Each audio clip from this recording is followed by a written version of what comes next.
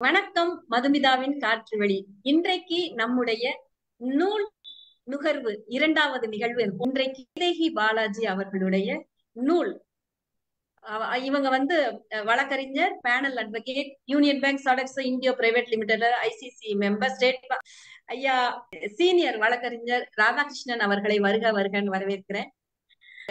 இந்த புத்தகம் குறித்து ஐயா ராதாகிருஷ்ணன் அவர்கள் உரையாற்ற நீதிமன்ற துறையில் 40 வருடங்களாக சிறந்த முறையில் தன்னுடைய வழக்குகளை ஐயா ராதாகிருஷ்ணன் அவர்களை குறித்து நான் பேச அன்புடன் அழைக்கிறேன். வாங்க ஐயா. வணக்கம். வைதேகி பாலாஜி அப்படின்ற எழுத்தாளர், இவன் கதாசிரியர், இவன் நாவலாசிரியர். அவங்களை பத்தி என்னமே சொல்லலாம். அவங்க பத்தி தனி சிறப்பு அப்படின்னு பார்த்தோம்னா, ஒரு சட்டத்தை சட்ட நுணுக்கங்களை இவ்வளவு எளிமையாக யாராவது சொல்ல முடியுமா அப்படின்னா, எனக்கு தெரிந்த வரையில் தமிழகத்தில் யாரும் இல்லை. ஒரு சட்ட நுணுக்கங்களை சாதாரண மக்கள் புரிந்து கொள்ளும் அளவு ஒரு கதை போன்று, சிறுகதை போன்று, நாவலை போன்று சுவாரஸ்யமாக சொல்ல தகுதி வாய்ந்தவர், சொல்லிக் கொண்டிருப்பவர் எனக்கு தெரிந்து வழக்கறிஞர் வைதேகி பாலாஜி மட்டுமே. இதை நான் ஏன் சொல்லுகிறேன் என்றால், அவர் எழுதிய கட்டுரைகள் எல்லாம் பெரும்பாலும் ராணி இதழிலும் விகடனிலும் வந்தவை. ராணி இதழை படிப்பவர்கள், விகடனை படிப்பவர்கள் தமிழ் ஸ்காலர்ஸ் அல்ல, சாதாரண உரைநடையை வியந்து வாசிப்பவர்கள் தான் அவர்கள். அவர்களுக்கு புரியும் வண்ணம் சட்டத்தை எப்படி கொண்டு செல்வர். எனி டிஸ்டர்பன்ஸ் கிடையாது இல்லையா? இப்போ நாங்களே ஒரு 40 வருஷமா நான் வழக்கறிஞரா இருக்கிறேன்னா கூட, ஒரு பிரச்சனை யாராவது கொண்டு வந்தால் உரிய சட்டங்களை ஆய்ந்து அப்புறம் தான் நாங்க ஒப்பீனியனே கொடுப்போம். இந்த புத்தகத்துல சட்டம் என்ன சொல்லுகிறது என்ற புத்தகத்துல சுமார் 24 பக்கங்கள் கேள்வி பதிலாக உள்ளது. 24 பக்கங்களில் உள்ள கேள்வியும் பதிலும் மட்டுமே போதும் இந்த புத்தகத்தை ஒருவர் படிக்க வேண்டும் என்பதற்கு. ஏனெனில் அந்த கேள்வி பதிலில் விவரிக்கப்படாத விஷயங்களே இல்லை. ஒவ்வொரு சட்ட நுணுக்கங்களும் அந்த கேள்வி பதிலில் ஒரு பேராகிராஃபிலே சொல்லப்பட்டுள்ளன. அந்த கேள்வி பதிலை தவிர்த்து நீங்கள் பார்த்தால் இந்த புத்தகம் சுமார் 100 பக்கங்கள் அடங்கிய புத்தகம். இந்த 100 பக்கங்களில் அவர் எதையெல்லாம் பேசுகிறார் அதை நீங்கள் சிந்திக்க வேண்டும். அவர் பேசுவது ஒன்றிரண்டு அல்ல. Hindu Marriage Act, Hindu Succession Act, Domestic Violence Act, maintenance in all its niceties, government servants disciplinary action. அவர் தொடாத டாபிக்கே ரொம்ப குறைவு. அப்படி ஒவ்வொரு 3 பக்கத்திலும் அல்லது 4 பக்கத்திலும் அவர் பயணம் செய்யும் தூரம் மிக தொலைவு, மிக அதிகம். ஒவ்வொரு உயர்நீதிமன்றத்திற்கும் அவர் செல்கிறார், உச்ச நீதிமன்றத்திற்கு செல்கிறார். ஒவ்வொரு வழக்கையும் மிக கூர்மையாக ஆராய்ந்து அலசி அதை எளிய முறையில் மக்களுக்கு சொல்கிறார். இந்த புத்தகத்தை நீங்கள் வாசிக்க தொடங்குவதற்கு முன்னால் இதில் ஒரு அணிந்துரை உள்ளது. அணிந்துரை ஆங்கிலத்தில் உள்ளது.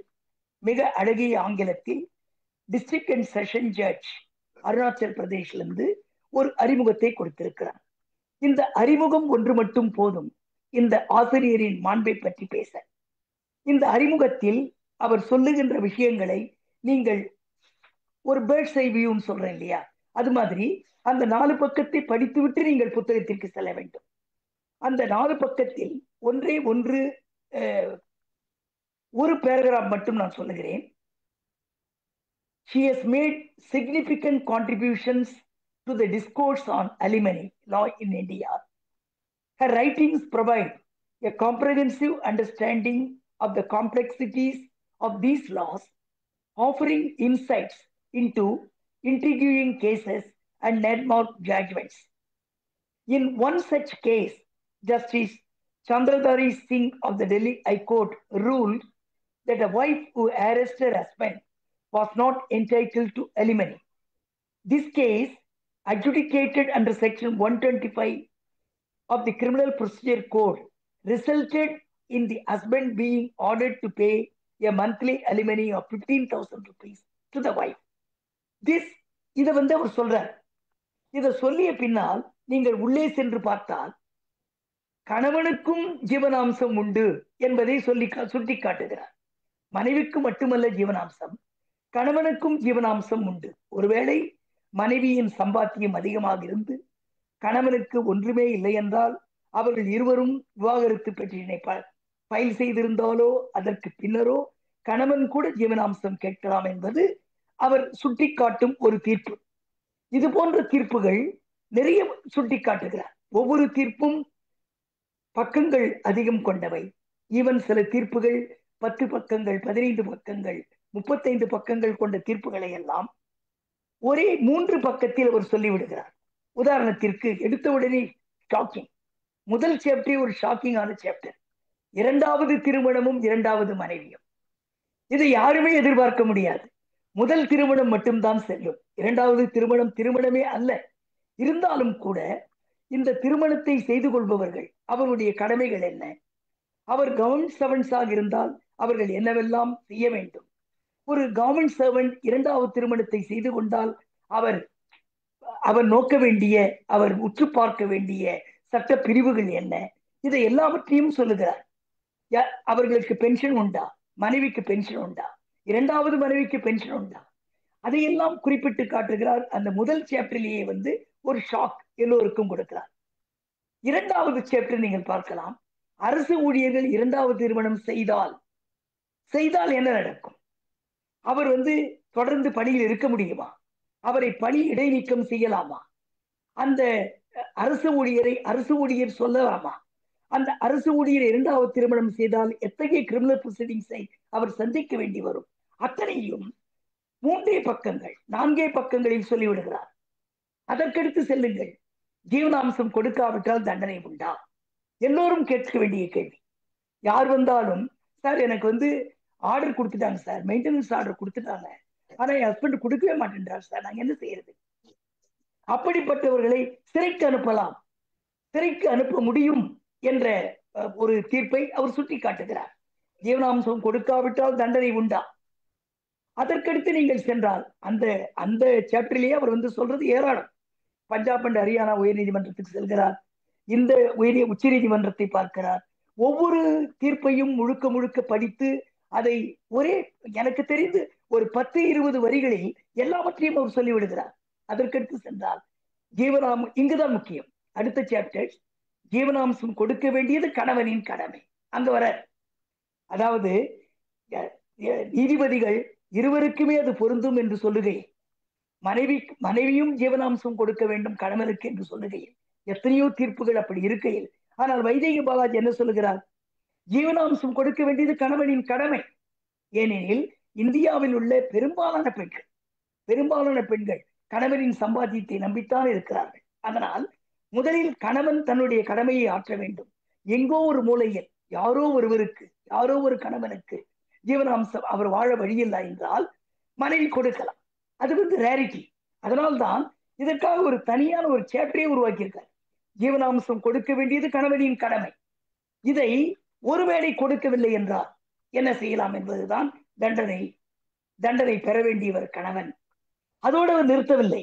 ஒரு சென்னை உயர்நீதிமன்றத்தின் ஒரு தீர்ப்பை சுட்டி காட்டுகிறார். அது டொமஸ்டிக் வயலன்ஸுக்காக எழுதப்பட்ட தீர்ப்பு. ஜஸ்டிஸ் மஞ்சுளா அவர்கள் அந்த தீர்ப்பை எழுதுகிறார். அந்த தீர்ப்பை எழுதுகையில், கணவனை வீட்டை விட்டு நீங்கள் வெளியே செல்லுங்கள், இது எனக்குரிய வீடு, என்னுடைய வீடு, நீங்கள் என்னுடைய பிரைவசியை தலையிடக்கூடாது என்று சொல்ல ஒரு மனைவிக்கு உரிமை உண்டு என்பதையெல்லாம் சுட்டி காட்டுகிறார். இதை யாராவது செய்ய முடியுமா? இல்லை, கேள்விப்பட்டுதான் இருக்கிறோமா? கணவன் தான் மனைவியை கொடுமைப்படுத்தி வீட்டை விட்டு துரத்துவான். மனைவிக்கு உரிமை உண்டு.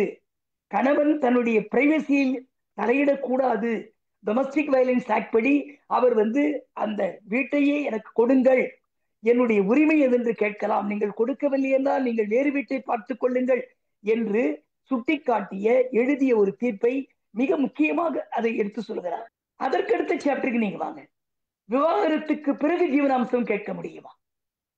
அதற்கடுத்து விவாகரத்துக்கு பிறகு ஒருவர் ஜீவனாம்சம் கேட்க முடியுமா? கண்டிப்பாக முடியும். விவாகரத்துக்கு பிறகும் ஜீவனாம்சம் கேட்க முடியும் என்பதை அவர் மீண்டும் வலியுறுத்தி தனியாக ஒரு சாப்டரில் கொடுக்கிறார். இதுதான் முக்கியம். ஏற்கனவே குறிப்பிட்டேன், சம்பாதிக்கும் மனைவிக்கு ஜீவனாம்சம் கொடுக்க வேண்டுமா? இப்பொழுது உச்ச நீதிமன்றத்தின் தீர்ப்பு கொஞ்சம் கொஞ்சமாக மாறி வருகிறது.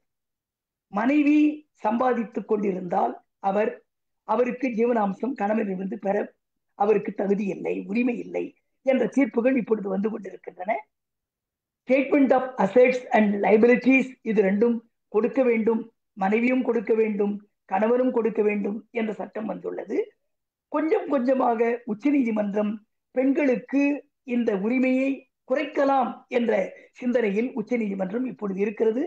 அப்படிப்பட்ட தீர்ப்புகள் வரவேற்கப்படக்கூடிய தீர்ப்புகள் அல்ல. இது எப்படி முடியும் என்றால், ஆண்கள் எல்லோரும் எங்களுக்கு ஜீவனாம்சம் வேண்டும் என்று பேச ஆரம்பித்து விடுவார்கள். அப்படிப்பட்ட தீர்ப்புகள் நமக்கு தேவையில்லை. அதற்கு அடுத்து விவாகரத்து சட்டத்தில் ஏன் இந்த காத்திருப்பு? ரொம்ப முக்கியமான ஒரு சாப்டர் இது. இருவரும் வாழவே சேர்ந்து வாழ இயலவில்லை, இருவரும் சேர்ந்து முடிவு செய்கிறார்கள், இனிமே நாம் திருமண பந்தத்தில் இருக்க முடியாது, எனவே நம்ம நீதிமன்றத்தை அணுகுவோம், இருவரும் சேர்ந்து ஒரு மனுவை தாக்கல் செய்வோம். அப்படி தாக்கல் செய்தால் அந்த இருவரும் சேர்ந்து தாக்கல் செய்த மனுவை நாம் இமிடியட்டா நம்ம விவாகரத்து வாங்கிக் கொள்வோம் என்று முடிவு செய்கிறார்கள். ஏற்கனவே 6 மாதங்கள் நீங்கள் பொறுத்துக் கொள்ள வேண்டும், 6 மாதங்களுக்குள் நீங்கள் 2 பேரும் சேர்ந்து வாழ உங்களுக்கு வாய்ப்பு இருக்கிறது, எனவே 6 மாதங்கள் இருக்க வேண்டும் என்ற நிலை இருந்தது. கொஞ்ச காலத்திற்கு பின்னால் இந்த 6 மாதம் ஏன் காத்திருக்க வேண்டும் என்று உச்ச நீதிமன்றமே உரிய வழக்குகளில் நீங்கள் 6 மாத காத்திருக்க வேண்டிய அவசியம் இல்லை, 15 நாளோ 20 நாளோ அல்லது 1 மாதத்துக்குள்ளாகவே நீங்கள் விவாகரத்து பெறலாம் என்ற தீர்ப்பு எழுதியுள்ளது. அந்த சாப்டர் மிக முக்கியமான சாப்டர் இந்த நூலில். அதற்கடுத்து பெண்களுக்கு எதிரான வன்முறையை பற்றி ஒரு அழகிய கட்டுரையை எழுதியுள்ளார். ஆரம்ப காலத்திலிருந்து இப்பொழுது வரை இந்த சட்டம் எப்படியெல்லாம் மாறி வருகிறது, இந்த சட்டத்தை தெரிந்து கொள்ள வேண்டிய அவசியம் என்ன, எதெல்லாம் பெண்களுக்கு எதிரான வன்முறை என்பதை பற்றி மிக தெளிவாக மிக எளிய தமிழில் எழுதியுள்ளார். எல்லாவற்றிற்கும் மேலாக இப்பொழுது டொமஸ்டிக் வயலன்ஸ் ஆக்ட் என்று வந்துள்ளது. இந்த டொமஸ்டிக் வயலன்ஸ் ஆக்ட் நடைமுறையில் நீண்ட காலமாக உள்ளது, ஆனால் அதன் பயன்பாடு இன்னும் மக்களுக்கு போய் சேரவில்லை. டொமஸ்டிக் வயலன்ஸ் ஆக்டின் பயன்பாடுகள் கொஞ்சம் கூட மக்களுக்கு ஏதுவானதாக இல்லை, அதாவது பெண்களுக்கு ஏதுவானதாக இல்லை. காரணம், சமீபத்தில் சில நீதிமன்றங்கள் மாமியார் மாமனாரை இந்த வழக்குகளில் சேர்க்கக்கூடாது என்று சொல்ல ஆரம்பித்து விட்டார்கள். மாமியார் மாமனாரை வழக்குகளில் சேர்க்காமல் ஒரு டொமஸ்டிக் வயலன்ஸ் ஆக்ட் தொடுக்கப்படும் பொழுது அந்த வழக்குகளில் பெண்களுக்கு நீதி கிடைப்பதில்லை, அல்லது நீதி மறுக்கப்படுகிறது, இல்லை என்றால் நீதி காலதாமதமாகிறது. இந்த முறை மாற வேண்டும் என்றால் மீண்டும் உரிய வழக்குகளில் எப்பொழுதெல்லாம் domestic violence at the hands of father இல்லா, மதர் இல்லா, சிஸ்டர் இல்லா, பிரதர் இல்லா இருக்கிறதோ அப்பொழுதெல்லாம் மாமியார் மாமனார், சிஸ்டர் இல்லா, பிரதர் இல்லா இவர்கள் வழக்குகளில் சேர்க்கப்பட வேண்டும் என்று சில தீர்ப்புகளை நாம் திருத்த வேண்டிய கட்டாயத்தில் உள்ளோம். உயர்நீதிமன்றம் உச்ச நீதிமன்றமும் அத்தகைய தீர்ப்புகளை திருத்தும். வழக்கறிஞர் வைதேகி இப்படிப்பட்ட தீர்ப்புகளை சாடை மாடையாக இது சரியா இல்லையா என்று சொல்லாமல் சொல்லி இந்த தீர்ப்பு திருத்தப்பட வேண்டும் என்று நேரடியாக சொல்லாமல் மறைமுகமாக சொல்லி காட்டுகிறார். காரணம், அவர் சந்திக்கும் வழக்குகள் அதுபோல இப்படிப்பட்ட தீர்ப்புகளால் பாதிக்கப்படுவது பெண்கள் மட்டுமே என்பதை உணர்ந்து இந்த சாப்டரை மிக அழகாக செய்திருக்கிறார். திருமணம் செய்து கொள்ளாமல் சேர்ந்து வாழ்ந்தால் அப்படின்ற ஒரு சாப்டர், இது எல்லாருமே தெரிந்து கொள்ள வேண்டிய சாப்டர். ஒரு காலத்தில் லிவ் இன் ரிலேஷன்ஷிப் அப்படின்ற ஒரு கோட்பாடு, லிவ் இன் ரிலேஷன்ஷிப் என்பதை எல்லோரும் படித்துக் கொண்டிருந்தார்கள். கொஞ்சம் கொஞ்சமாக அது மக்களால் ஏற்றுக்கொள்ளப்பட்டு விட்டது. இந்த சொசைட்டியும் பரவாயில்லை, லிவ் இன் ரிலேஷன்ஷிப் இருக்கலாமே என்று சொல்ல ஆரம்பித்து விட்டது. இதில் என்ன பாதிப்பு என்றால், லிவ் இன் ரிலேஷன்ஷிப் அப்படின்ட்டு என்ட்ராயிட்டாவே, திருமணம் செய்து கொள்ளாமல் சேர்ந்து வாழ்ந்தாலே உங்களுக்கென்று எந்த உரிமையும் இல்லை, எந்த உரிமையும் அதை கோர முடியாது. அதனுடைய பர்பஸ் என்னன்னா, நம் மனம் இருவர் மனமும் ஒத்து போகும் வரை நாம் கணவன் மனைவியாக சேர்ந்து வாழலாம், சேர்ந்து இருக்கலாம். ஒத்து போகவில்லை என்றால் நாம் பிரிந்து போகலாம் என்பதே அதன் கோட்பாடு. அந்த லிவ் இன் ரிலேஷன்ஷிப் நாம் என்கரேஜ் பண்ணக்கூடிய நிலையில் நம்முடைய நாடு இல்லை. காரணம், ஒருவேளை லிவ் இன் ரிலேஷன்ஷிப்பில் ஈடுபடும் ஆணும் பெண்ணும் பிரிந்தால் பாதிக்கப்படுவது பெண் மட்டுமே, ஆண் அல்ல. எனவே லிவ் இன் ரிலேஷன்ஷிப்பை பற்றி இருக்கின்ற தீர்ப்புகள், அப்புறம் அது அது அது தேவையா இல்லையா என்ற கருத்துக்களை ஒரே ஒரு சாப்டரில் திருமணம் செய்து கொள்ளாமல் சேர்ந்து வாழ்ந்தார் என்ற கேள்விக்குறியோடு அவர் விளக்கியுள்ளார். அதற்கடுத்து இந்த ஒவ்வொரு சாப்டரிலும் ஒவ்வொரு அத்தியாயத்திலும் அவர் அட்லீஸ்ட் 2 தீர்ப்புகளையாவது சுட்டிக்காட்டுகிறார். ஒன்று உச்ச நீதிமன்றமும் உயர் நீதிமன்றங்களும் இருக்கும், இல்லை என்றால் உயர் நீதிமன்றத்தின் தீர்ப்புகள் இருக்கும்.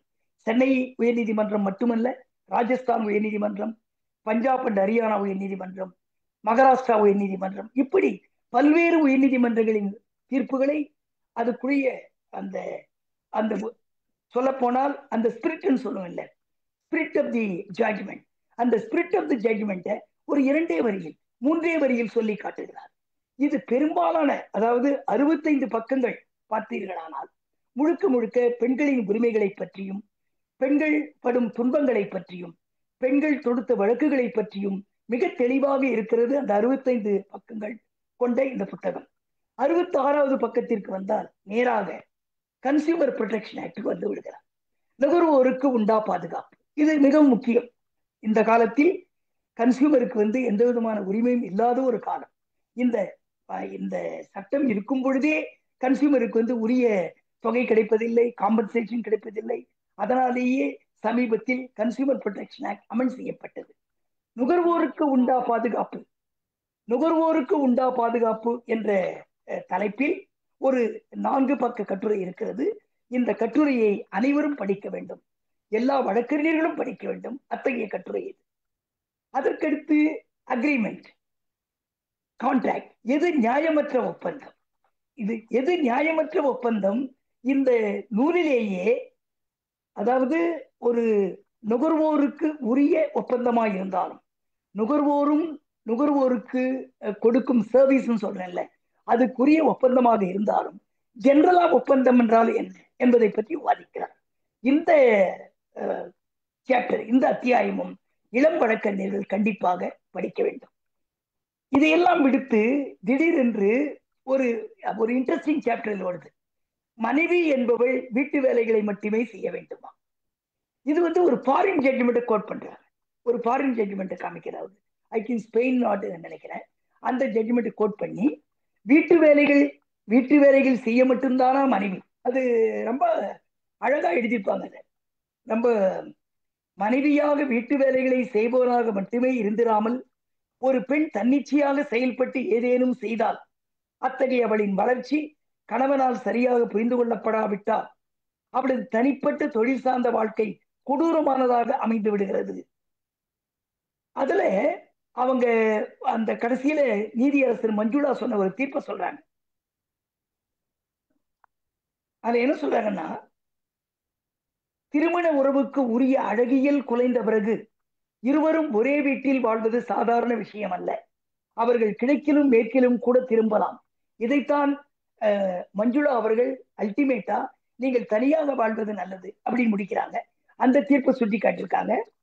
அதுக்கடுத்து வந்தா தகுதி இல்லாத திருமணங்கள் அப்படின்ற ஒரு ரொம்ப இம்பார்ட்டன்ட் சாப்டர் இது. சென்னை உயர் நீதிமன்றம் ஒரு ஆண்மையற்ற ஒருவர் அதை மறைத்து திருமணம் செய்து கொள்கிறார்.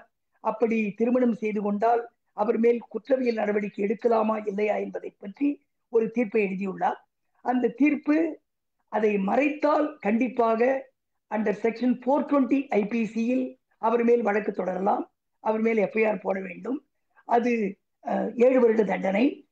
ஸோ ஒருவேளை அவர் உண்மையை சொல்லி இருந்தால் அந்த பெண் திருமண பந்தத்துக்குள்ளேயே நுழைந்திருக்க மாட்டார். அப்படி சொல்லாததாலேயே அந்த திருமண பந்தத்தில் நுழைந்தவர் அல்லலுறுகிறார் என்று சென்னை உயர் நீதிமன்றம் இதை மறைத்து, ஆண்மை குறைவு என்பதை மறைத்து, ஆண்மை அற்ற ஒருவர் அந்த ஆண்மையற்ற தன்மையை மறைத்து திருமணம் செய்தால் நிச்சயமாக அவர் மீது 420 ஐபிசியில் வழக்கு தொடரலாம் என்ற ஒரே ஒரு தீர்ப்பு தான் உள்ளது. எனக்கு தெரிந்தவரை இந்தியாவில் இத்தகைய தீர்ப்பு சென்னை உயர் நீதிமன்றத்தில் மட்டுமே உள்ளது. இந்த தீர்ப்பை சுட்டிக்காட்டி ஒரு சிறந்த கட்டுரை எழுதியுள்ளார், தகுதி இல்லாத திருமணங்கள் என்ற கட்டுரை. இப்படி இன்னொன்றும் இருக்கிறது. தாலியை கட்டி வச்சுட்டாங்க, அவங்க எல்லாம் என் ஒய்ஃபே இல்லை அப்படின்ட்டு வந்து நிறைய பேர் சொல்லுவாங்க. தாலின்றதுக்கு அவ்வளவு புனிதம் அப்படின்ட்டு. தாலி எப்ப வேணா கழட்டி வைக்கலாமே, நம்ம வேலைக்கு போகும்போதே கழட்டி வச்சு தானே போறோம், இதெல்லாம் ஒரு காரணமா? அதை எப்படி நீங்க சொல்லலாம்? சோ ஆண்கள் வந்து எப்படியெல்லாம் அந்த விவாகரத்துக்கான கிரவுண்ட்ஸை கிரியேட் பண்றாங்க அப்படின்றத பகடி செய்து தாலியை கழட்டி வைக்க கூடாதா என்ற ஒரு அத்தியாயத்தை கொடுத்திருக்கிறார். இப்படி ஒவ்வொரு அத்தியாயமும் எதை எடுத்தாலும் சரி, இதில் ஒவ்வொரு பக்கமும் அவர் எழுதுகின்ற முறை இருக்கிறது அல்லவா, அந்த முறை வந்து அவ்வளவு சிம்பிளா ஒரு சிறுகதையை போல அந்த தமிழ் வந்து ரொம்ப யாருமே புரிஞ்சுக்கலாம். எங்களெல்லாம் எழுத முடியாது நிச்சயமா. ஏன்னா இது மாதிரி வந்து இந்த எளிய அழகிய தமிழில் இவ்வளவு பெரிய விஷயங்களை வந்து இவ்வளவு அழகா யாராலையும் சொல்ல முடியாது. இது இந்த புத்தகம் மட்டுமில்லை, இவர் எல்லா புத்தகத்தையும் அப்படிதான் எழுதியிருக்கிறார். இது ஏன் ரொம்ப முக்கியமான புத்தகம்னா, இந்த புத்தகத்தை எல்லோருமே படிக்க வேண்டும் என்று சொல்கிறேன். இப்ப நாங்க சீரியல் லாயர்ஸ் மட்டும் இல்லை, serial lawyers, junior lawyers, even லா ஸ்டூடெண்ட்ஸ், ஈவன் ஜட்ஜஸ், ஏன்னா எல்லாமே எல்லாருக்கும் தெரியாது. ஸோ எல்லாருமே படிக்க வேண்டிய புத்தகம் இது. அதற்கடுத்து அது ரொம்ப இம்பார்ட்டன்ட் சாப்டர், குழந்தை பெறும் முடிவெடுக்கும் உரிமை பெண்ணுக்கு இல்லையா. இது வந்து எத்தனை பேர் டிஸ்கஸ் பண்ணுவாங்கன்னு நினைக்கிறீங்க? ஆனா வைதேகி இதை வந்து டிஸ்கஸ் பண்ணியிருக்காரு ரொம்ப டீட்டெயில்டா. அது சமார் கோஷ் வர்சஸ் ஜெயா கோஷ் வழக்குல அதை காரணம் காட்டி அந்த வழக்கை டீட்டெயில்டா எழுதி இது வந்து உச்சநீதிமன்றம் வரைக்கும் போயிருக்கு இந்த வழக்குன்ட்டு வெறும் 5 பக்கத்தில் 4.5 பக்கத்தில் இவ்வளவு அழகான கட்டுரை ஒன்றை கொடுத்திருக்கிறார். அதுதான் இப்படி எல்லா கட்டுரைகளும். நான் வந்து பெரும்பாலான கட்டுரைகளை சொல்லிவிட்டேன். நான் கேள்வி பதிலை சொல்லுவதால் நிறைய நேரம் தேவைப்படும். அவருடைய எல்லா கட்டுரைகளும் மிக சிறப்பாக அமைந்துள்ளது இந்த நூலில். சொல்லப்போனால் ராணியில் முதலில் ஒரு 100-200 கட்டுரைகள் எழுதியுள்ளார். அதற்கு பின்னால் இது வந்தது. ஏன்னா அதை தொடாமல் புதிய பொருளில் புதிய நடையில் இந்த கட்டுரைகளை உருவாக்கியுள்ளார். இதை வந்து ஹெட் ஸ்டோரிஸ் வந்து பப்ளிஷ் பண்ணியிருக்காங்கன்னா அவங்களுக்கு என்னுடைய வாழ்த்துகள். இது போன்ற கட்டுரைகளை, இது போன்ற நூல்களை அனைவரும் படிக்க வேண்டும். குறிப்பாக இளம் வழக்கறிஞர்கள் இந்த நூலை படிக்க வேண்டும். ஒவ்வொரு சட்ட நூலகங்களிலும் இந்த நூல் இடம்பெற வேண்டும் என்பது என் விடை. சிறந்த உரை. இன்னும் கொஞ்ச நேரம் பேசுங்க, நான் காத்துட்டு இருக்கிறேன் இன்னும் கொஞ்ச நேரம் பேசுறதுக்கு. ஐயா, உங்களுடைய உரை மிகவும் சிறப்பு. நீதிபதி மஞ்சுளா அவர்கள் சொன்னதை நீங்க குறிப்பிட்டீங்க. நம்பிக்கையோடு இருந்திருக்கிற வாழ்க்கையில என்னென்ன பிரச்சனைகள் மிக சிறப்பாக வைதேகி எப்படி எந்த சாப்டர்ல என்னென்ன சொன்னாங்க அப்படிங்கறத மிகவும் உங்கள் அனுபவம் சார்ந்தும் அதை மிக சிறப்பு ஒருத்தர் இன்னொருத்தர் மேல அந்த குறைபாடுகளை முன்வைக்கிறது, அதை எல்லாமே மிகவும் சிறப்பாக நீங்க சொல்லியிருந்தீங்க ஐயா. தேங்க்யூ. ஆமா, அது நீங்க அவ்வளவு சீக்கிரம் முடிச்சிட்டீங்களே அப்படின்னு தான் எனக்கு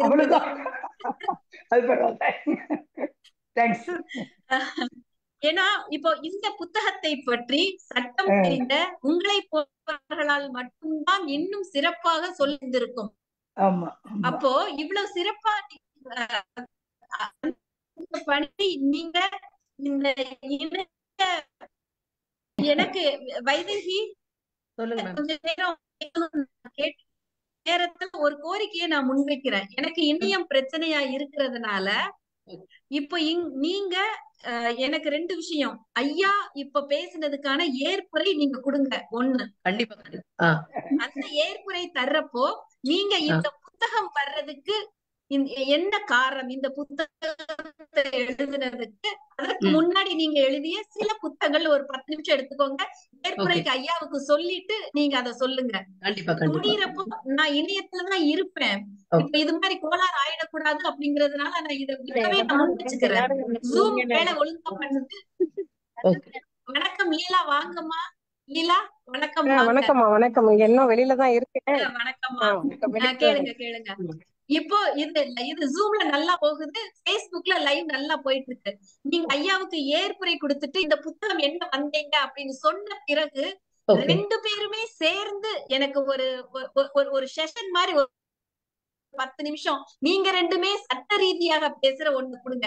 முக்கியமான பிரச்சனைய எழுதுனது அவர் பேசிட்டாரு.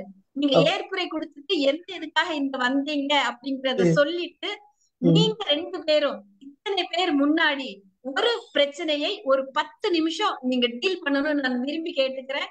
நான் முழுவதும் இதுலதான் இருக்கிறேன். சப்போஸ் எனக்கு இந்த பிரச்சனை நெக்ஸ்ட் போயிட்டா இது போய்ந்து விடக்கூடாதுங்கிறதுனால முதல்லயே நான் கேட்டுக்கிறேன். ஐயா அவ்வளவு சிறப்புயா, உங்க சிரிப்பே அவ்வளவு அழகா இருக்கு. அதை ஏற்றுக்கிறேன் அப்படின்னு லீலாமா கூடவே இருப்பாங்க. நம்முடைய தோழி மறைநீர் எழுதினவங்க அவங்க. அவங்களும் இத நாங்க கவனிச்சிட்டு இருக்கிறோம். Facebookல பலரும் கவனிச்சிட்டு இருக்கிறாங்க. இது தொடர்ந்து நாம நடத்துவோம். நான் வீடியோல எதுக்கு வருது அப்படிங்கிறது எனக்கு தெரியல. ஏதோ என்னுடைய இதுல பிரச்சனை, ஜூம்ல பிரச்சனை இல்ல, Facebookல பிரச்சனை இல்ல. அதனால தொடர்ந்து நீங்க பண்ணலாம் நான் கேட்டுக்கிறேன். வைதேகி ஐயாவுக்கான ஏற்புரை கொடுத்து நீங்க தொடங்குங்கம்மா. கண்டிப்பா கண்டிப்பா. எல்லாருக்கும் வணக்கம். மதுமிதா மேடம் அவங்க இப்படி ஒரு நிகழ்ச்சி ஏற்பாடு செஞ்சதுக்கு அவங்களுக்கு முதல்ல நன்றி தெரிவிச்சுக்கிறேன். இந்த ஒரு புத்தகம் சட்டம் என்ன சொல்கிறது வெளியிட்டு இருக்கிறவங்க ஸ்டோரிஸ், அவங்களுக்கு என்னுடைய சிறப்பு நன்றிகள். அதை பத்தி எல்லாம் நான் விரிவா பேசுறேன். இப்ப முதல்ல மரியாதைக்குரிய வழக்கறிஞர், மூத்த வழக்கறிஞர் ராதாகிருஷ்ணன் அவங்க என்னுடைய புத்தகத்தை பத்தி பேசியிருக்காங்க. அதற்கான ஏற்புரையா முதல்ல நான் துவங்குறேன். மரியாதைக்குரிய ராதாகிருஷ்ணன் அவங்க யார் அப்படின்ட்டு நான் சொல்ல தேவையில்லை. ஆனாலும் இந்த லைவ்ல பாத்துட்டு இருக்கிறவங்களுக்கு நிறைய பேருக்கு தெரியாம இருக்கலாம். அதனால நான் அவங்கள பத்தி ஒரு அறிமுக உரையோட துவங்குறேன். அவங்க ஹைகோர்ட்ல அட்வொகேட், ஏதாவது முக்கியமான வழக்குகள் இருக்கு, நடத்த முடியல, அவங்களால கேஸ் யாரோடதோ அவங்க போய் ஒரு ஜட்ஜி முன்னாடி பேச முடியாது அப்படின்னு யாரெல்லாம் நினைக்கிறாங்களோ, அது எந்த சம்பந்தமான வழக்காக இருந்தாலும் அவங்க மரியாதைக்குரிய ராதாகிருஷ்ணன் அவர்களை அழைச்சிட்டு போவாங்க. இவங்க அந்த கேஸ பத்தி எதுவுமே தெரிஞ்சிருக்க மாட்டாங்க. பேசுறதுக்கு முன்னாடி, அதாவது நீதிமன்றத்தில் அமர்ந்து அந்த ஒரு 5 நிமிஷத்துல பேப்பரை பார்த்துட்டு அப்படியே ஆர்கியூ பண்ணுவாங்க. அப்படி ஒரு திறமையால ரிட் பப்ளிக் இன்ட்ரெஸ்ட் லிட்டிகேஷன் அப்படின்னு சொன்னாலே ராதாகிருஷ்ணன் அவர்களை பத்தி தான் சொல்லுவாங்க. அவருக்கு ரிட் ராதாகிருஷ்ணன் அப்படின்னு சொல்லிட்டு ஒரு பேரும் உண்டு. ராதாகிருஷ்ணன் அவர்கள், நான் இது வரைக்கும் 10 புத்தகங்கள் எழுதியிருக்கேன். நான் எனக்கு இதுக்கு முன்னாடி என் புத்தகத்தை பத்தி பேசியவங்களை பற்றி நான் தரைக்குறவா பேசுறேன் அப்படின்னு அர்த்தம் கிடையாது. ஆனா இது வரைக்கும் நான் எழுதிய சட்ட புத்தகங்களை இப்படி ஒரு டீடைல்டா ஒருத்தர் அறிமுகம் செய்ய முடியுமா, ஒருத்தங்க ரிவ்யூ பண்ண முடியுமா அப்படின்னா இது வரைக்கும் இருந்ததில்லை அப்படிங்கிறதுதான் 100% உண்மை. ஏன்னா சாதாரணமா யாருமே ஒரு சட்டம் சார்ந்த ஒரு விஷயத்த அவங்க புத்தகத்தை படிச்சுதான் சொல்ல முடியும். அதிலே ஊறி போயிருக்காங்க பாருங்க. அவங்களால மட்டும்தான் இப்படி ஒரு தெளிவான ஒரு விளக்க உரை கொடுக்க முடியும். அதுவும் நான் இன்னைக்கு மதியம் 2 மணிக்கு மேலதான் அவருக்கு சொல்லியிருக்கேன். நீங்க இது மாதிரி ஒரு புத்தகத்தை விமர்சனம் செய்ய முடியுமா அப்படின்னு கேட்டுக்கொண்டதின் அடிப்படையில் அவங்க கோர்ட்ல டைரக்டாவே கேஸ் ஆர்கியூ பண்றவங்களுக்கு ஒரு 5 நிமிடம் கொடுத்தாலே போதும் இந்த புத்தகத்தை புரட்டி பார்த்துட்டு அதுக்கான விமர்சனத்தை செய்யறதுக்கு. இதுவே உங்களுக்கு ஒரு உதாரணமா கூட இருந்திருக்கும். நான் சொன்னது 100% இல்ல, 1000% உண்மை அப்படிங்கிறதுக்கான உதாரணம் இது. அப்படிப்பட்ட ஒரு சிறந்த ஒரு மூத்த வழக்கறிஞர் அவங்க சாதாரணமா இருக்கக்கூடிய இந்த ஒரு புத்தகத்தை இவ்வளவு சிறப்பான முறையில் பக்கம் பக்கமாக ஒரு ஜட்ஜ்மெண்ட்டும் அவங்களுக்கு தெரியும். ஒவ்வொரு ஜட்ஜ்மெண்ட்டும் 30 பக்கம் 40 பக்கங்கள் இருக்கக்கூடிய ஜட்ஜ்மெண்ட். இதுல நிறைய வழக்குகள், அதாவது அவங்க சும்மா ஒரு கடமைக்காக அப்படின்னு இல்லாம ஆரம்பத்துல இருந்து கடைசி வரைக்கும் ஒரு வரி விடாம அவ்வளவு டீட்டெயில்டா பேசியிருந்தாங்க. இது உண்மையிலேயே அவரை தவிர வேறு யாராலும் இப்படி ஒரு தெளிவுரையை, அறிமுக உரையை கொடுத்திருக்க முடியாது. அதற்கு என்னுடைய சிறப்பு நன்றியை தெரிவித்துக் கொள்கிறேன். இன்னொரு சிறப்பு செய்தி இதுல சொல்லியிருக்காங்க. ஒரு சென்னை உயர்நீதிமன்றம் மதுரை கிளையில் நடந்த ஒரு வழக்கு. ஒரு பெண் திருமணம் செஞ்சுக்கிறாங்க. அவங்க திருமணம் செய்த பிறகு அவங்களுடைய பெயரெல்லாம், ஒரு பாதிக்கப்பட்ட பெண்ணினுடைய பெயரை நம்ம சொல்லக்கூடாது பொதுவெளியில, அதனால நான் சொல்ல விரும்பல. அவங்க திருமணத்திற்கு பிறகுதான் 200 பவுன் 300 பவுன் நகையெல்லாம் கொடுக்குறாங்க. திருமணத்திற்கு பிறகுதான் அவங்களுக்கு தெரிய வருது அவங்க கணவர் ஆண்மையற்றவர்னு சொல்லிட்டு. இந்த விஷயத்த அவங்க வெளியில கொண்டு வரும் பொழுது அவங்களுடைய கணவர் வெகு வெகு ஈஸியான ஒரு மெத்தட் அவர் கையாளுறாரு. என்ன பண்றாரு அப்படின்னு பாத்தீங்கன்னா, விவாகரத்து கொடுத்துட்டு அவர் ஃபாரின் போயிடுறாரு. மத்த பெண்களா இருந்தா என்ன பண்ணுவாங்க, விவாகரத்து தான் முடிஞ்சதே, நம்ம வேலையை பார்ப்போம்னு சொல்லிட்டு அவங்க வேலையை பார்ப்பாங்க.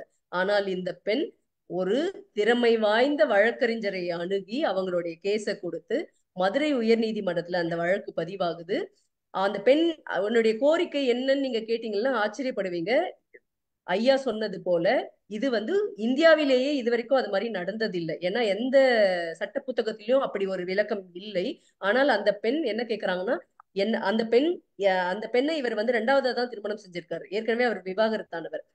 அவர் வந்து ஆண்மையற்றவன்ற காரணத்துக்காக தான் அந்த பெண் அவங்கள விவாகரத்து செஞ்சுட்டு போயிருக்காங்க. இந்த பெண்ணுடைய கோரிக்கை என்ன அப்படின்னு பாத்தீங்கன்னா, நீதிமன்றத்தின் மூலமாக இந்த வழக்கு எப்படி பதிவாகணும்னு கேக்குறாங்கன்னா, சீட்டிங் கேஸ் 420 ஐபிசி அந்த செக்ஷன்ல பதிவாகணும் அப்படின்னு சொல்லிட்டு அந்த பெண் கோரிக்கை வைத்து ஒரு மூத்த வழக்கறிஞரை அணுகி அவங்களுடைய வழக்கை கொடுக்கறாங்க. இந்த வழக்கு வெற்றிகரமாக நடந்து மதுரை நீதிமன்றத்தில் ஒரு தீர்ப்பு கிடைக்குது.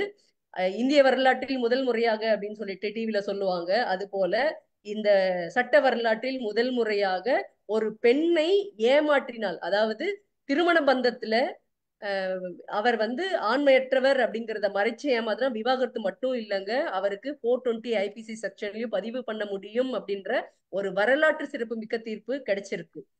இந்த தீர்ப்பை மட்டும் இதுல முக்கியமா சொல்றதுக்கு முக்கியமான ஒரு காரணம் இருக்கிறது.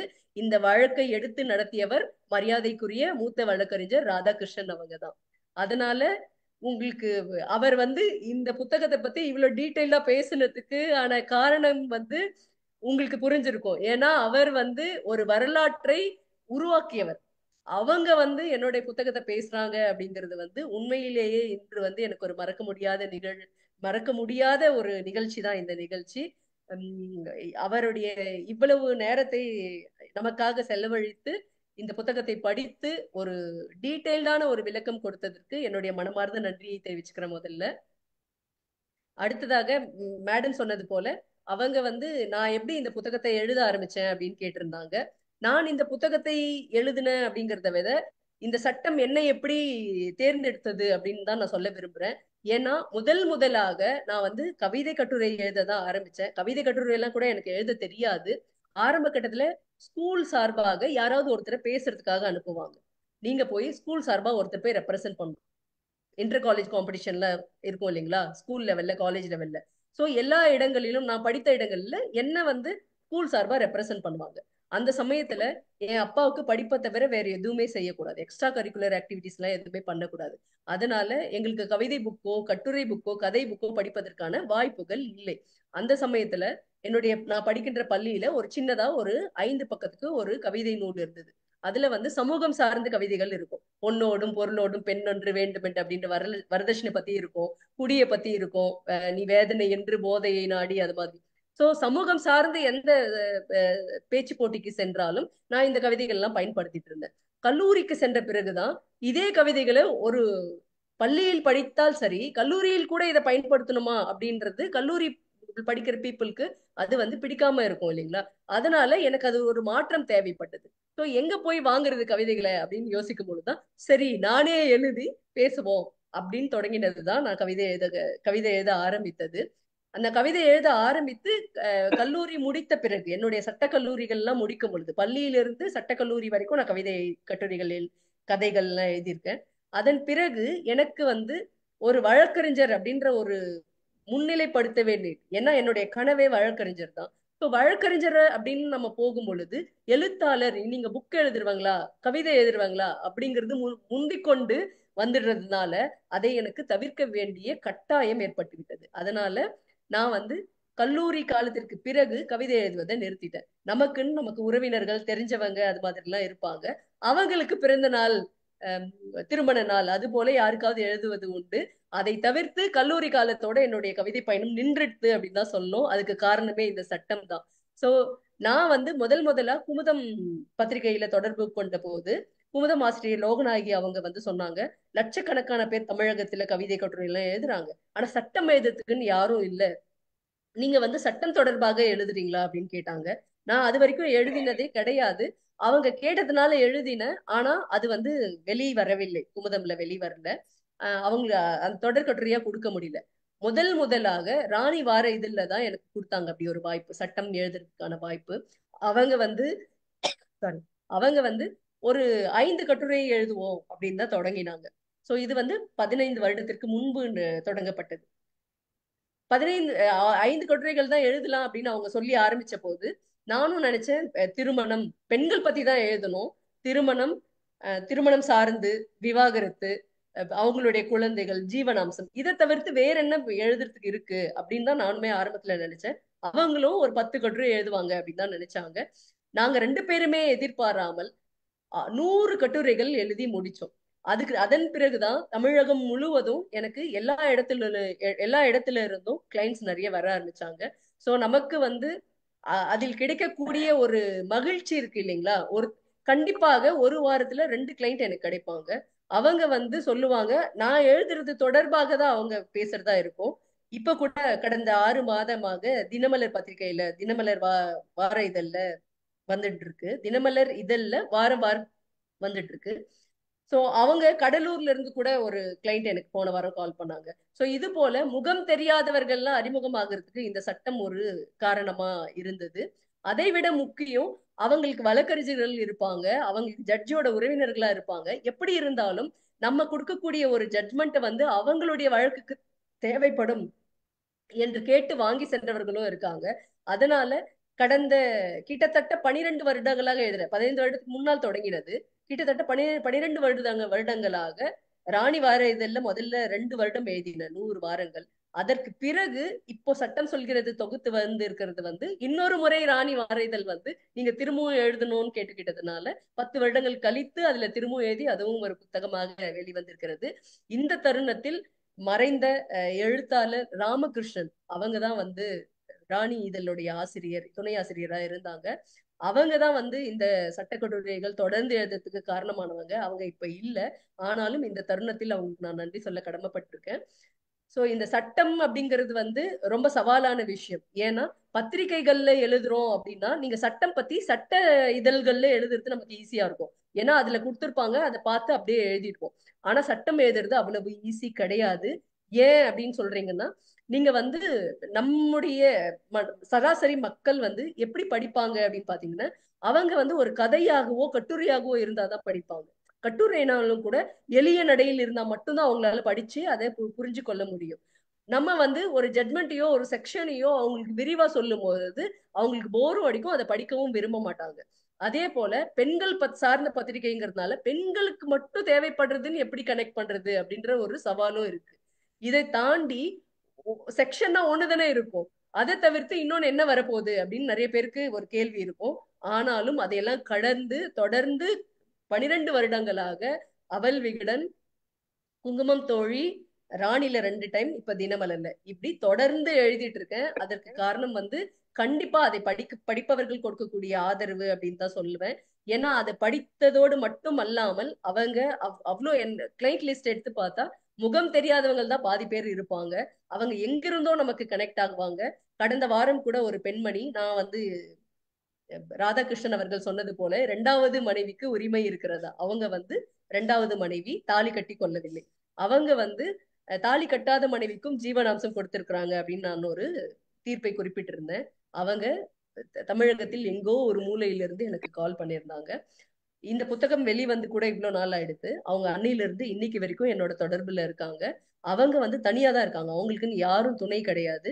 அவங்களுக்கு ஒரு பண உதவி தேவை. ஆனா அவங்கள ஏமாற்றியவர் சொல்ல முடியாது, அவங்களுக்கு கணவரா இருக்கக்கூடியவர் அவர் வந்து பெரிய சென்ட்ரல் கவர்மெண்ட்ல உயர் பதவியில இருக்காங்க. ஆனா இவங்க ஒரு ஏழ்மை நிலையில தான் இருக்காங்க. சோ அவங்களுக்கு நான் வந்து அவங்க என்கிட்ட கேட்டுக்கிட்டது, நான் அவங்களுக்கு 5 வழக்கறிஞர்களை வெவ்வேறு வழக்குக்கு வச்சிருக்காங்க. அவங்களுக்கு நிறைய சொத்து இருக்கு, ஆனா அவங்க சொத்தை அனுபவிக்கக்கூடிய நிலைமையில இல்ல. இப்படி இருக்கும் பொழுது அவங்க வந்து வெவ்வேறு வழக்கறிஞர்கள் இருந்தாலுமே கூட என்னை தொடர்பு கொண்டு அவங்க வந்து இதை போய் நான் யாருக்கிட்ட கேட்கணும், மூத்த குடிமக்கள், அப்புறம் வந்து இந்த டொமஸ்டிக் வயலன்ஸ் அவங்க போக முடியாது, குடும்ப வன்முறை அப்படின்னா அவங்க வந்து தாலி கட்டி இருந்தா மட்டும்தான் அந்த செக்ஷன்ல எடுத்துப்பாங்க இந்த வழக்கை. ஆனா இவங்களால எடுத்துக்க முடியாது. ஸோ அவங்க கலெக்டர் ஆபீஸ் போனாலும் அவங்க வந்து திருப்பி அனுப்பப்பட்டாங்க.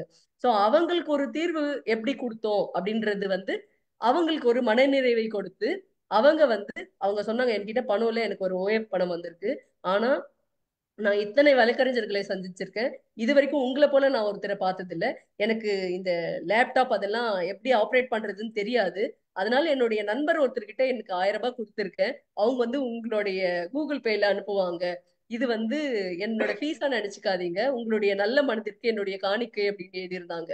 சோ அந்த அந்த என்ன சொல்றது, அந்த வரிகள் இருக்கு இல்லைங்களா, அது அது கொடுக்கக்கூடிய ஆத்ம திருப்தி வந்து ஒரு 100 வழக்குகள் நடத்தி வெற்றி பெற்றதற்கான ஒரு திருப்தியை கொடுக்குது எனக்கு.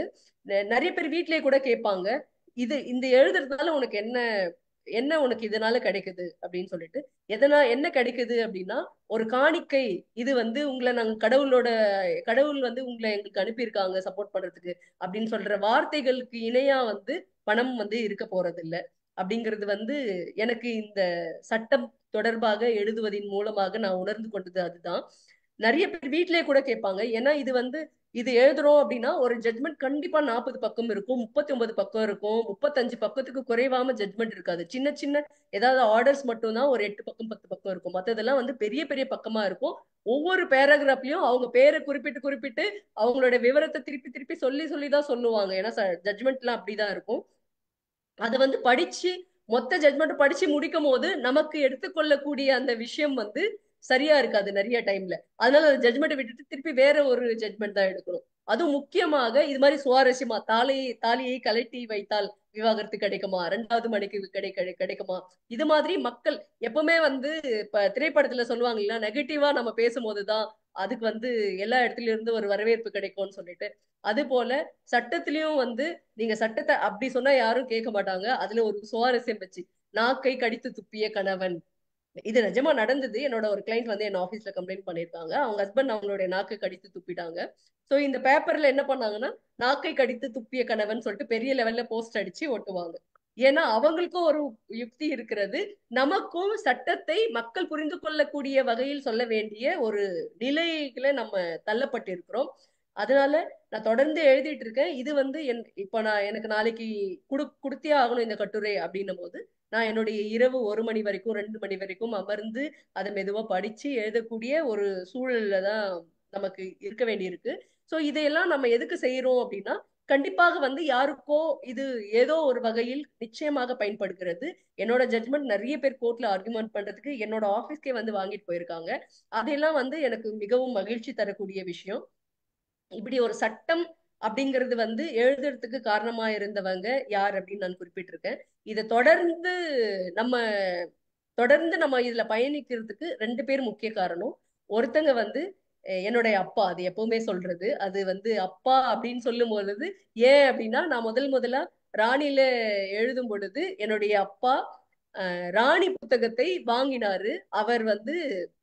அவர் இந்த பூமியில் இருக்கும் வரைக்கும் அந்த ராணி புத்தகம் ஊருக்கெல்லாம் வாங்கி சப்ளை பண்ணி கொடுத்தாங்க. ஏன்னா அதுல என் பொண்ணு எழுதுறா அப்படின்னு சொல்லிட்டு. சோ அது ஒரு ஊக்கம். 2வதாக மரியாதைக்குரிய வழக்கறிஞர் ராதாகிருஷ்ணன் அவங்க வந்து எவ்வளவு பெரிய பிஸி லாயர்னு எல்லாருக்குமே தெரியும். அப்படி இருந்தாலும் நான் எழுதுவதை இன்று வரைக்கும் வந்து அவங்க படித்து அதனுடைய கருத்துக்களை, நல்ல கருத்துக்களாக இருந்தா நல்ல விதமாக இது வந்து நல்லா இருக்கிறது என்று சொல்லுவாங்க. சரியில்லாத ஒரு கருத்தா இருந்தா கண்டிப்பாக அதற்கு எதிர்மறையான ஒரு விமர்சனத்தை கொடுத்து இது ஏன் கொடுத்தார்கள் அப்படின்னு சொல்லிட்டு அனலைஸ் பண்ணி எனக்கு சொல்லணும் அப்படின்னு சொல்லுவாங்க. சோ அவங்களும் இதுக்கு முக்கிய காரணம். ஏன்னா நம்ம யாராவது ஒருவர் வந்து ஊக்கப்படுத்தும் பொழுதுதான் நமக்கு அந்த, இப்ப நான் சொன்னது போல, இந்த எழுதுறதுனால நமக்கு என்ன கிடைக்குது, பணமா பதவியா அப்படிங்கிறத விட நமக்கு ஒரு ஆத்ம திருப்தின்னு சொன்னோம் இல்லைங்களா, அது ஒரு ஊக்கம். அது போல சட்டம் தெரிந்தவர்கள் இதை படித்து நமக்கு ஒரு விஷயம் சொல்லும் பொழுது நமக்கு ஒரு உற்சாகம் இருக்கு இல்லைங்களா, அது நமக்கு ஆட்டோமேட்டிக்கா இன்னொன்னு எழுதணும், அவங்க கிட்ட போய் நம்ம இதை சொல்லணும், இதை எழுதிருக்கோம், நான் இதை வந்து யாருக்கும் தெரியாத ஒன்றை நான் வந்து இதுல இருந்து எடுத்திருக்கேன் அப்படின்னு சொல்லணும் அப்படின்னு நான் நினைப்பேன். அதனால் அவருக்கும் இந்த தருணத்தில் மீண்டும் ஒரு முறை நன்றியை தெரிவிச்சிருக்கிறேன். முக்கியமா நான் சொல்ல வேண்டியவர் மரியாதைக்குரிய பாலாஜி. அவங்க என்னுடைய நண்பர், கணவர் அப்படின்னு எல்லாரும் சொல்லுவாங்க. ஆனா அப்படி ஒரு பட்டம் நான் கொடுக்க விரும்பல. ஏன்னா கணவர் அப்படிங்கிறவங்க எப்பவுமே வந்து அவங்களுக்கு மனசுக்குள்ள ஒரு எண்ணம் இருக்கும். எப்படிப்பட்ட எண்ணம் அப்படின்னா, அவங்க என்னதான் நம்மளோட நட்பாக இருந்தாலும் என்றாவது ஒரு நாள் வந்து அவங்க கணவர் அப்படின்ற ஒரு ஒரு ஒரு எண்ணம் வந்து அவங்க மனசுல இருந்ததுன்னு வச்சுக்கோங்க, அந்த ஈகோ இருந்ததுன்னா அவங்க எதிரில் இருக்கிற பெண்ணை மனைவியா மட்டும்தான் பார்ப்பாங்க. மனைவியா மட்டும்தான் பார்க்க முடியும் அவங்களால. மனைவியா எப்படி பார்ப்பாங்கன்னா, அவங்களுடைய வளர்ச்சியில ஒன்னும் பெருசா அக்கறை காட்டிக்க மாட்டாங்க. ஆனா மரியாதைக்குரிய பாலாஜி அவங்க என்னுடைய வளர்ச்சிக்காக நான் சட்டத்துறையில வரணும், கூடவே வந்து என்னுடைய எழுத்துத்துறையில வரணும் அப்படின்ற காரணத்துக்காக அவங்க வாழ்ந்து கொண்டிருந்த மாநிலத்தை விட்டு விட்டு எனக்காக இங்க தமிழகம் வந்திருக்காங்க. நான் இன்னைக்கு ஒரு மேடையில ஏறி நிக்கிறேன், எனக்கு ஒரு மரியாதை கிடைக்கிறது அப்படின்னா அதுக்கு வந்து பாலாஜி தான் காரணம். ஏறி நிக்கிற போது என்னுடைய முகம் தெரியும், ஆனால் என்னை சுமந்து கொண்டிருக்கும் தோள்கள் கீழே தான் இருக்கும். அது வெளி உலகத்துக்கு தெரியாது. என்னை சுமந்து கொண்டிருக்கும் தோள்கள் மரியாதைக்குரிய பாலாஜி அவர்களுடையது அப்படிங்கறத நான் வந்து இந்த நேரத்துல நன்றியோடு தெரிவிச்சுக்கிறேன். ஏன்னா நான் வந்து ஒரு விஷயத்தை எடுத்து செல்லும் பொழுது எப்படி போராடுவனோ அந்த விஷயத்தை எனக்கு கிடைக்க செய்வதற்கு அவங்க போராடி இருக்காங்க. கண்மணின்ற ஒரு இதழ் இருக்கு. கண்மணின்ற இதழ்ல எனக்கு ஒரே ஒரு நாவலாவது எழுதணும்ன்ற ஒரு கனவு இருக்கு. ஏன்னா நான் கல்லூரியில படிக்கும் போது கவிதை கதைகள்லாம் எழுதுவேன்னு சொல்லியிருக்கேன். ஸோ கல்லூரிகள்ல படிக்கும் பொழுது கல்லூரியில படிச்சுட்டு இருக்கிறவங்க எல்லாருமே அவங்க ஒவ்வொரு பேப்பரும் ஒருத்தரும் ஒரு பேப்பர் கொடுப்பாங்க. அதை ஒரு பின் பண்ணிட்டு அதுல ஒரு நாவல் எழுதுறதுக்கு எனக்கு கொடுப்பாங்க. ஏன்னா ஒரு நோட்டு புத்தகமா நாவல் எழுதுறதுக்கு நான் பயன்படுத்தினால் அது என் அப்பாவிடம் நான் சொல்ல வேண்டியிருக்கும், இந்த நோட்டை நான் எதுக்காக பயன்படுத்தினேன்னு சொல்லிட்டு. அதனால கல்லூரியில் படிச்ச அத்தனை பேரும் அவங்களுக்கு எத்தனை முடியுமோ அந்த வகையில் அவங்களுடைய பேப்பரை கொடுத்து நான் நாவல் எழுதி கொடுத்து அதை படித்து விமர்சனம் செய்வாங்க. அப்பொழுது அக்ஸிலியன் காலேஜ்ல எனக்கு சொல்லியிருக்காங்க, நீங்க வந்து ஒரே ஒரு நாவலாவது தேவியின் கண்மணியில எழுதணும்னு சொல்லிட்டு. குஜராத்ல இருந்த பொழுது என்னுடைய கணவர் சுமார் 3 வருடங்கள் தொடர்ந்து தேவியின் கண்மணி இதழை அதனுடைய ஆசிரியரிடம் பேசியிருக்காங்க. அவங்க எப்ப பேசும்போதும் சுமார் 2 வருடங்கள் என்னுடைய நாவலை அவங்க படிக்கவே இல்லை. அவங்களே சொல்லுவாங்க, 2 லட்சம் 3 லட்சம் பேர் எழுதுறாங்க, எங்ககிட்டயே வந்து ஒரு 10,000 நாவல்கள் இருக்கிறது, அதனால அதெல்லாம் படிக்கிறதுக்கே எங்களுக்கு நேரம் இல்லைன்னு சொல்லுவாங்க. 1 மாதம் கழித்து படிங்க, அடுத்த மாசம் படிங்க, அடுத்த மாசம் படிங்க, அப்படி எல்லாம் சொல்லிட்டு ஒவ்வொரு முறையும் அவங்க ஒரு டைம் கொடுப்பாங்க. 3 மாசம் கழிச்சு பண்ணுங்க, 2 மாசம் கழித்து பண்ணுங்க, அடுத்த வாரம் பண்ணுங்க. அத்தனை நாளும் இவங்க தவறாம நோட்ல பதிவு செஞ்சு வச்சுட்டு ஒவ்வொரு முறையும் கால் பண்ணுவாங்க. சொல்ல போனா கடைசி மினிட்ல அவங்க வந்து சொன்னாங்க, இதை படிக்கக்கூடிய முடிவெடுக்கக்கூடிய ஒரு ஆசிரியர் வந்து கண் ஆபரேஷன் பண்ணியிருக்காங்க, அதனால அவருடைய கட்டை 15 நாள் கழிச்சுதான் பிரிப்பாங்க, அப்ப நாங்க வந்து படிச்சுட்டு சொல்றோம் அப்படின்னு சொல்லிட்டு. ஸோ படிச்சுட்டு சொன்னாங்க, இதை சுருக்கி கொடுங்கன்னு சொன்னாங்க. அதுக்கப்புறம் நாங்க சுருக்கி கொடுத்தோம். ரொம்ப சின்னதா எடுத்து இந்த நாவலை திருப்பி விரிவுபடுத்தி கொடுங்கன்னு சொன்னாங்க. ஸோ தொடர்ந்து 3 வருடங்கள் இப்படி எனக்காக ஃபாலோ பண்ணி அந்த தேவியின் கண்மணியினில் தீயில் பூத்த பூ அப்படின்ற ஒரு நாவல் வெளிவந்தது. அதாவது இந்த நாவல் கஷ்டப்பட்டு எழுதினது நானாக இருந்தாலும் அது வெளிவரத்துக்கு எவ்வளவு போராட்டம் இருக்கிறதோ அத்தனையும் சந்தித்தது மரியாதைக்குரிய பாலாஜி அவங்க தான். நான் இன்னைக்கு வெளி உலகத்துல ஒரு அடையாளப்படுகிறேன் அப்படின்னா அதுக்கு காரணமும் அவங்க தான். இந்த தருணத்தில் அவங்களுக்கும் என்னுடைய மனமார்ந்த நன்றியை தெரிவித்துக் கொள்கின்றேன். மீண்டும் ஒரு முறை மதுமிதா மேடம் அவங்களுக்கு நன்றி. ஸ்டோரிஸ் சட்டம் என்ன சொல்கிறது புத்தகத்தை வெளியிட்டு இருக்காங்க.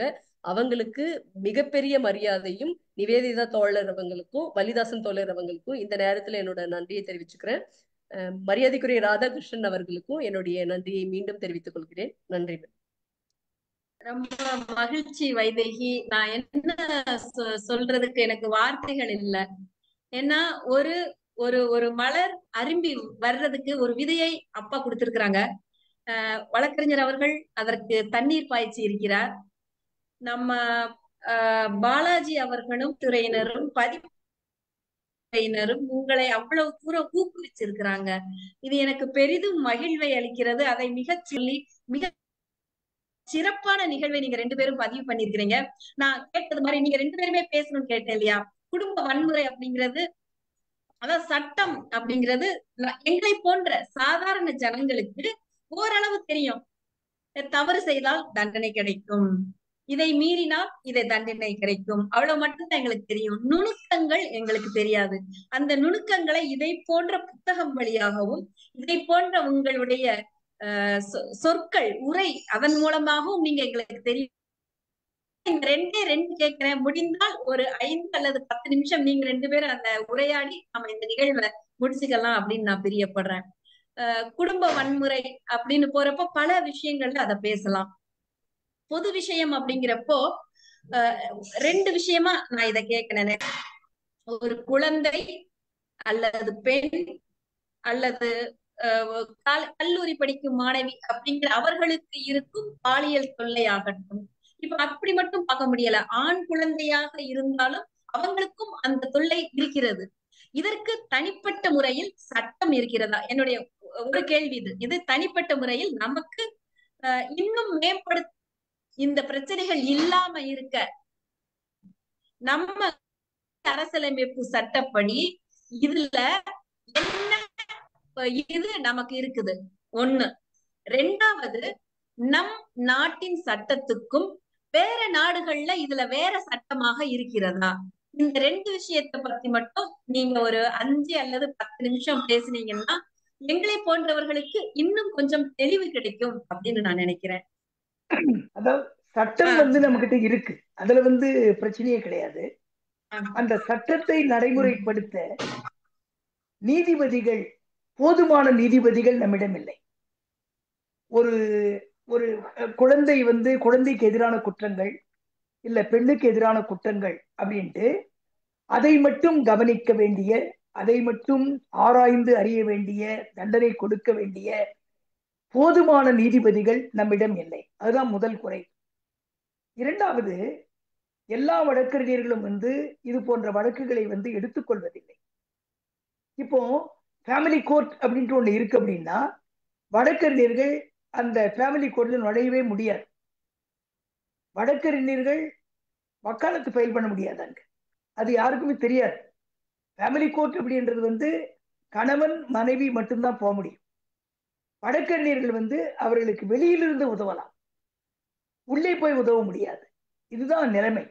இது எதுக்காக செஞ்சாங்கன்னா, வழக்கறிஞர்களிடம் நீங்கள் சென்றால் இந்த வழக்கு வீணாக நீட்டிக்கப்படும், அவர்களுடைய இன்ட்ரெஸ்டுக்காக இந்த வழக்கு தள்ளி போட்டே இருப்பாங்க.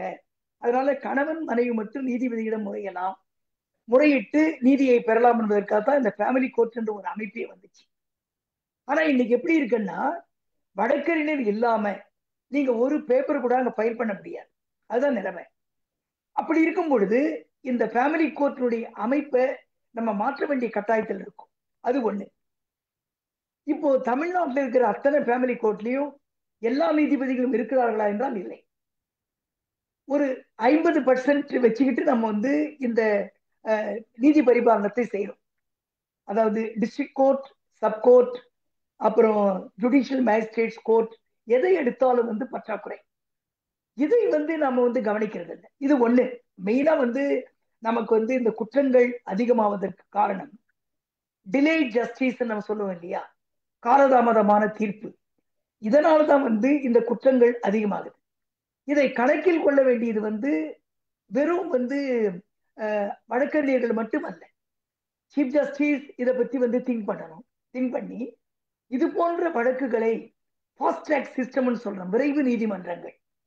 விரைவு நீதிமன்றங்கள் நீங்க அமைக்கணும். இப்போ சமீபத்துல ஒரு பெரிய அவலம் இருந்துச்சு இல்லையா, ஒரு கல்லூரி மாணவி பாதிக்கப்பட்டார்கள். இப்போ அந்த கல்லூரி மாணவி அந்த வழக்கை 30 நாட்களுக்குள் முடிக்கும் நீதிபதிகள் வேண்டும். இது போன்ற வழக்குகளை குழந்தைகளுக்கு எதிரான வழக்கு குற்றங்கள் இழைக்கப்பட்டால் முதல்ல நீதிமன்றங்கள் வேண்டும். நீதிமன்றங்கள் நம்மகிட்ட இல்லை. ஃபாஸ்ட் ட்ராக் கோர்ட்னு ஒண்ணு இருந்துச்சுன்னா ஓரளவு 30 நாளோ 60 நாளோ பண்ணலாம். நாங்க நிறைய தடவை as a லாயரா நான் சஜஷன் கொடுத்துருக்கேன். ஈவன் சீஃப் ஜஸ்டிஸ் கூட நான் பல தடவை மீட் பண்ணியிருக்கேன் இந்த பாஸ்ட். நான் என்ன சொன்னேன்னா, கொலை குற்றங்கள் எப்பவுமே ஃபாஸ்ட் ட்ராக் பண்ணல, ஃபாஸ்ட் ட்ராக் விரைவு நீதிமன்றங்கள் தான் விசாரிக்கணும். கொலை குற்றங்களை நீங்கள் கொலை குற்றங்கள், பாலியல் வன்முறை குற்றங்கள், குழந்தைகளுக்கு எதிரான குற்றங்களுக்கு மட்டும் விரைவான நீதிமன்றங்கள் அமைக்கப்பட்டால் நிச்சயமாக நம் சமூகத்தில் குற்றங்கள் குறையும். ஏன்னா டைம் போக போக போக சாட்சிகள் பயப்படுறாங்க, உரிய சாட்சிகள் வர்றதில்லை, அதனால அவங்க தண்டிக்கப்படுறதில்லை. எல்லாமே விடுதலையாக்கப்படுகிறார்கள். எல்லாருமே ஆல்மோஸ்ட் தண்டிக்கப்படுபவர்கள் வெறும் 2% 3% தான் இருப்பாங்க. இப்போ ஏன்? காலதாமதம், சாட்சிகள் வரமாட்டாங்க. அதனால இது மாதிரி குற்றங்களுக்கு மட்டும் விரைவான நீதிமன்றங்கள் அமைக்க எல்லோரும் முயல வேண்டும். நமது முதலமைச்சர், சட்ட அமைச்சர், தலைமை நீதிபதி அனைவரும் சேர்ந்து ஒரு குழு அமைத்து இந்தந்த வழக்குகளுக்கு விரைவு நீதிமன்றங்கள் வேண்டும் அப்படின்னு முடிவு பண்ணா நிச்சயமா இந்த குற்றங்கள் குறைய வாய்ப்பு உண்டு. இப்போ நீங்க எடுத்து சொன்னது போல நீங்க எங்களுடைய இந்த புரிதல் இருக்கு இல்லைங்களா, ஒரு சட்டத்தின் அடிப்படையில நீங்க ஒரு ஒரு நிலையில இருக்கிறேங்க, நாங்க தெரியாத ஒரு நிலையில இருக்கிறோம். எடுத்து ஆமா. சொல்லி இது உங்களுக்கான சட்டமாக இருக்குது, இதன்படி நடந்தால் இது சிறப்பு, இந்த மாதிரியான விஷயங்கள் இருக்கு அப்படிங்கறத மிக அருமையாக புரிய வச்சீங்க. அதற்கு நாங்கள் கடன்பட்டிருக்கிறோம். இந்த விஷயத்தில் நம்முடைய அரசியல் சட்டத்திற்கும் வெளிநாட்டு அரசியல் சட்டத்திற்கும் ஏதாவது வேறுபாடு இருக்கிறதா? நம்முடைய அரசமைப்பு சட்டம் எந்த சட்டத்தையும் விட மேம்பட்டது. அது நம்ம தெரிஞ்சுக்கணும். நம்முடைய அரசமைப்பு சட்டத்தை போன்ற சட்டம் உலகத்திலேயே கிடையாது. நம்முடைய உச்ச நீதிமன்றத்திற்கு இருக்கும் அதிகாரம் எந்த உச்ச நீதிமன்றத்துக்கும் இல்லை. ஒரு கடிதம் எழுதினால் கூட அதை ரிட்மனுவாக பாவித்து உரிய நடவடிக்கைகள் எடுக்க நம்முடைய நீதிமன்றங்களுக்கு மட்டும்தான் உரிமை இருக்கு, வேற எந்த நீதிமன்றத்துக்கும் கிடையாது. இப்ப ரீசெண்டா சவுத் ஆப்பிரிக்கன் கான்ஸ்டிடியூஷன்ல பொதுநல வழக்கு அடிப்படை உரிமைன்னு கொண்டு வந்திருக்காங்க. ஆனா நம்ம பொதுநல வழக்கு அடிப்படை உரிமையாக நம்ம அதை பாவித்து ஆல்மோஸ்ட் 40 வருஷம் ஆயிடுச்சு. நாம் 75 பொதுநல வழக்கு யார் வேணா ஒரு லெட்டர் போட்டா நீதிமன்றம் செயல்படும் வந்துட்டோம். அதனால நம்முடைய சட்டங்கள் மிகவும் மேம்பட்டவை. அமெரிக்கன் சுப்ரீம் கோர்ட் எடுத்துக்கலாம், நீங்க supreme court of United Kingdom, இதை எல்லாத்தையும் நீங்க கம்பேர் பண்ணா கூட நம்முடைய சட்டங்கள் மேம்பட்டவை. செயல்பாடுகள் போதாது, அதுதான் இங்க இஷ்யூவே. செயல்பாடுகள் வேண்டும், திறமையான நீதிபதிகள். எனக்கு தெரிந்தவரை நம் நீதிபதிகளை போல திறமையான நீதிபதிகள் எந்த நாட்டிலும் இல்லை. அது நம்ம புரிஞ்சுக்கணும். நம்முடைய வழக்கறிஞர்களை போல எந்த நாட்டிலும் சிறந்த வழக்கறிஞர்களை. காரணம், இவர்கள் எல்லாவற்றையும் பார்க்கின்ற திறமை உண்டு. வெளிநாட்டில் ஒரு மைக்ரோ ஸ்பெஷலைசேஷன் ஒண்ணு இருக்கும். ஒரு ஃபேமிலி கோர்ட்னு எடுத்துங்களேன், ஃபேமிலி கோர்ட்ல மெயின்டெனன்ஸ் வச்சுங்களேன், அந்த மெயின்டெனன்ஸ் மட்டும் தான் அவருக்கு தெரியும், வேற எந்த வழக்கையும் அவரால் பார்க்க முடியாது. அதே மாதிரி அமெரிக்காவில் போயிட்டீங்கன்னா ஒரு ஆக்சிடென்ட்ஸ் கிளைம்ஸ் லாயர்ஸ் இருக்காங்கன்னா அவங்க ஆம்புலன்ஸ் சேசர்ஸ் சொல்லுவாங்க எல்லாரும், அவங்களுக்கு அதை மட்டும் தான் பார்க்க முடியுங்க. ஆனா நம்முடைய வழக்கறிஞர் எடுத்துங்களேன், காலையில சிவில் மேட்டர் ஆர்கியூ பண்ணுவாங்க, மத்தியானம் கிரிமினல் மேட்டர் பண்ணுவாங்க, இன்னொரு நாளைக்கு கான்ஸ்டிடியூஷன் மேட்டர் செய்வாங்க. டிராப் பண்ணி கிளைண்டோட பேசி கவுன்சிலிங் கொடுத்து எல்லாத்தையும் ஒரே ஒரு வழக்கறிஞர் செய்யறாரு. ஆனா இங்கிலாந்துலயோ அமெரிக்காவிலயோ கவுன்சிலிங்க்கு ஒருத்தர், டிராப் பண்றதுக்கு ஒருத்தர், ஃபைல் பண்றதுக்கு ஒருத்தர், ஆர்கியூ பண்றதுக்கு வேற ஒருத்தர். சோ ஒரு 4-5 பேர் செய்ய வேண்டிய வேலையை நம்முடைய வழக்கறிஞர்கள் செய்கிறார்கள். நம்முடைய நீதிபதிகள் ஏன் திறமையானவர்கள் என்று சொல்கிறோம் என்றால், அவர்கள் பிராக்டிஸ் பண்ண இடம் ஒரே ஒரு பிரிவா இருக்கலாம். ஆனா உயர்நீதிமன்றத்திற்கு வந்த பொழுது எல்லோரும் எல்லாவற்றையும் கற்க தொடங்கி விட்டார்கள். அதனால மற்ற நீதிமன்றங்களை விட, மற்ற நாடுகளில் உள்ள நீதிமன்றங்களை விட நமது நீதிமன்றங்கள் திறமையான நீதிபதிகளை கொண்டிருக்கிறது, திறமையான வழக்கறிஞர் இருக்கிறார்கள். நமக்கு தேவையெல்லாம் தேவையான அளவுக்கு நீதிபதிகள், இவ்வளவுதான். தேவையான அளவு நமக்கு நீதிபதிகள் இருந்தால் போதும், விரைவான நீதி எல்லோருக்கும் கிடைக்கும். மிகவும் மகிழ்ச்சியாக இருக்குது. என்ன சொல்றதுன்னா, சட்டம் என்ன சொல்கிறது அப்படிங்கிற வைதேகி அவர்களுடைய வழக்கறிஞர் வைதேகி அவர்களுடைய புத்தகத்தை முன்வைத்து நீங்க அளித்த உரையாகட்டும், அதற்கு ஏற்புரை அளிக்கும் போது அவங்க எந்த பாதையில் இருந்து உங்களுடைய வழிகாட்டுதல் மூலம் இதுக்கு தொடர்ந்து எழுதிட்டு அப்படிங்கிறத, அதை கடந்து சட்டம் என்ன சொல்கிறதுன்னு ரொம்ப ஒரு சின்ன கேப்சூல் மாதிரி எங்களுக்கு கொடுத்திருக்கிறீங்க. இதை நாங்க மென்மேலும் உள்வாங்கி இதை ஏற்றுக்கொண்டு இன்னும் இதுல இருக்கிற நுணுக்கங்களை, தெரியாத விஷயங்களை உங்களிடம் கேட்டு தெரிந்து கொண்டு இருக்கும் அந்த விஷயம் இருக்குது. இதை போன்ற இன்னொரு நாளில் நமக்கு கிடைச்சதுன்னா அது இன்னும் சிறப்பாக இருக்கும் அப்படிங்கிறத நான் கருதுறேன். நம்முடைய நேயர்கள் சார்பாக அதை சொல்லிக்கிறேன். ஊக்கத்தை 2 பேருமே அளிச்சிருக்கிறீங்க. அதற்காக நம்முடைய காற்றுவெளி சேனல் சார்பாக, நம்முடைய நேயர்களின் சார்பாக உங்களுக்கு என்னுடைய மனம் நிறைந்த நன்றியை நான் தெரிவிச்சுக்கிறேன். தேங்க்யூ. சொல்லுங்க.